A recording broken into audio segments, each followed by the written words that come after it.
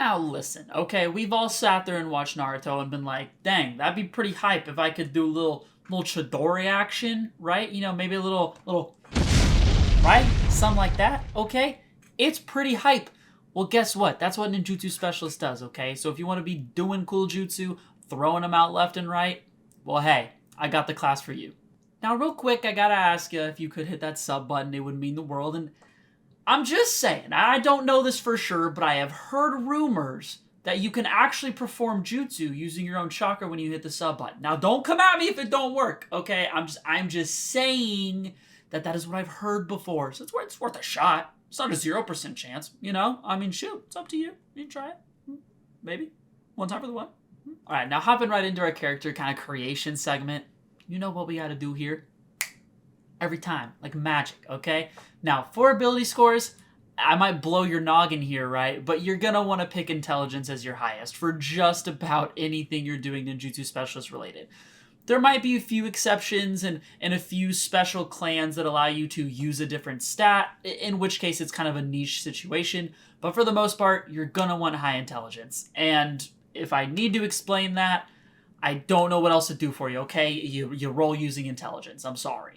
Now, honestly, the cool thing about Ninjutsu users is past that, they're super flexible, right? Like Ninjutsu Specialist, you're going to want that high intelligence. Past that, you can go for like a really high con if you want to be a little tankier, have some more chakra. You could go high dex if you're looking to more have a high AC, not get hit, things of that nature. You could even go for something like a really high charisma if maybe you want to be a little more role play, you want to be a little convincing and persuasive, right? Things like that. So that'd be the main thing. The only one I would probably exclude is more than likely strength. The only reason you would really need that is if your campaign and your DM really cares about bulk and y'all are very particular and specific about managing that, which, you know, always up to you. Each campaign is going to be different. But if you're not caring about bulk or things of that nature, strength you can pretty much auto put the 8 and fill out everything else how you want. Now, hopping into clans, kind of like before with the ability scores, Ninjutsu Specialists are super flexible. Just because the whole point is you're really focusing on the jutsus you use, and jutsus themselves are very flexible. Lots of options. If you want some kind of good ones that just fit really, really well, Uchiha are really, really solid. Lots of fire jutsus if that's something you're looking for. Jitan is another good one. That's going to be your Gaara people, your sand controllers. Izuto if you're following our campaign. And kind of a third good one would be like Hatake. If maybe you want some lightning release jutsu and you really want to amp that up, that's a really solid pick. So what I would probably suggest is see if there's a elemental release specifically that you're really, really into.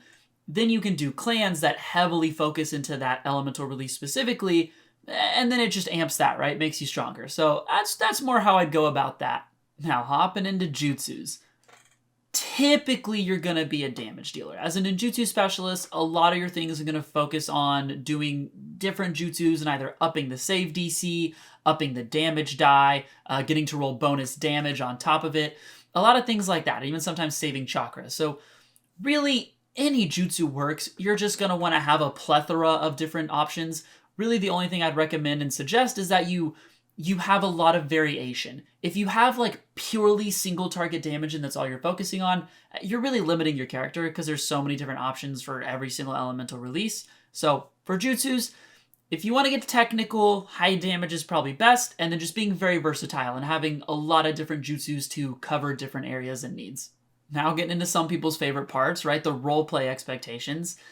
For Ninjutsu Specialist, kind of like I talked about before with ability scores, you can put it into anything past intelligence, really. So you can kind of have whatever type of character you want to be. The really cool thing is because you're going to have so many jutsus known and you're going to have so much chakra to use with that D12 chakra die, that you can have a ton of roleplay jutsus and feel good about it, right? You can have things that create a light for dark areas. You can have different types of maybe light genjutsus to be able to manipulate people. You can have different things that maybe help you find stuff, right? Different things that maybe give your teammates advantage on things, right? Just lots of different stuff. So roleplay wise, it's really nice because you can have a ton of jutsus to help you out and help you in that roleplay area while not giving up that much in the combat sector. And now for the other half of the player base, we got the combat expectations. Now, combat expectations, it's what you think it is. You're a jutsu specialist. You're throwing out jutsus. And honestly, you would think, okay, range damage dealer, which is typically where they'll thrive. But you can make it a lot of different ways. There's a lot of self-buffing jutsus that you can use a ton of to really amp yourself up to get in and get out. There's even like melee attacking jutsus that if someone does get up close, you're not trying to, fireball from 5 feet away, then you're at disadvantage. Again, very, very versatile. Your main thing is probably going to be range damage, but you could kind of just have whatever option you want. They're all at your fingertips and the choice is really just yours. So there's no true set combat expectations for these guys other than throwing out jutsus. Now, for your Ninjutsu Specialist subclasses, there are a lot more subclasses than some of the other ones, but that's because 6 of the subclasses are pretty basic in that they all revolve around an elemental release. So we're going to talk about those 6 first and get through those pretty quickly. Then after that, we're going to hop into kind of the more interesting ones and the more unique ones. All right, for these guys, I'm going to go 2 at a time to try to go through them because they're pretty simple. First and second, we have Blaze Walker and Lightning Breaker. Wouldn't you know it, Blaze Walker, you're gonna want fire jutsus. Lightning Breaker, you're gonna want lightning jutsus. Go next. And for our next 2, we got Stone Crusher and Storm Terror. Stone Crusher, you like earth, want to move rocks, want to be an earth bender basically, there you go. As for Storm Terror, you're gonna be a wind boy. You want to use wind chakra, Storm Terror is your thing. Now our final 2 here, we got Trace Talent and Tsunami. Trace Talent is just specifically non-elemental jutsus. So if you want a Ninjutsu Specialist that doesn't actually have an elemental release, Trace Talent's going to be your thing. As for Tsunami, imagine that it's water-based, right? So if you want to use water jutsus a lot, that's really going to help you. Now these next 5 here kind of have a little more of a unique thing to them. First one being the Hijutsu Elitist, and these guys are basically a clan elitist, because if you don't know, Hijutsu is like the clan-specific jutsu. So jutsu only that clan can perform and nobody else. So for these, like Uchiha's really good, Shiton's really good, even Shakutan's another good one.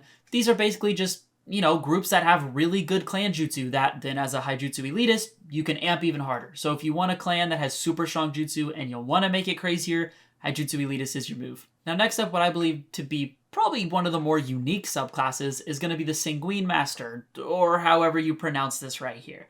Now, these guys mess with blood, specifically the chakra inside of blood. Whether friend or foe, the idea is you're messing with it, right? So if you kind of like the idea of altering blood, using it to your advantage, doing very unique, interesting things, that's where you're going to want to be.